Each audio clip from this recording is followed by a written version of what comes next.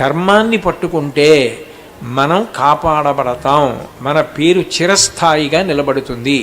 తాత్కాలికంగా కష్టం రావచ్చు, కానీ ధర్మం పట్టుకున్న వాడిని ఏమీ చెయ్యలేదు అని ధర్మాన్నే పట్టుకోగలిగితే రాముడిలా ప్రకాశిస్తాం అన్న ధైర్యం నీకు కలగడానికి రామాయణం పనికొస్తుందా పనికిరాదా?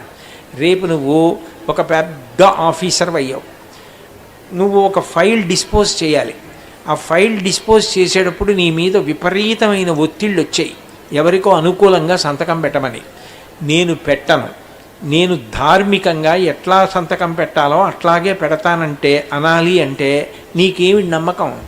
ధర్మాన్ని నమ్ముకున్న రాముడు ఎలా చెడిపోలేదో ధర్మాన్ని నమ్ముకున్న నేను చెడిపోలేదని రామాయణం మీద నమ్మకమే నిన్ను ధార్మికంగా బ్రతికేటట్టు చేస్తుంది.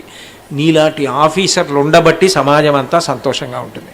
అప్పుడు ఆధ్యాత్మిక విలువలు సమాజం అంతా సంతోషంగా ఉండడానికి కారణం కాలేదా? కారణం అవుతాయి. కాబట్టి ఆధ్యాత్మికత అన్నది పిల్లలకి ఉండవలసిందే. చిన్నతనం నుంచి కూడా ఆ విషయాలు కూడా తెలుసుకుంటూ ఉండాలి. ఏమ్మా?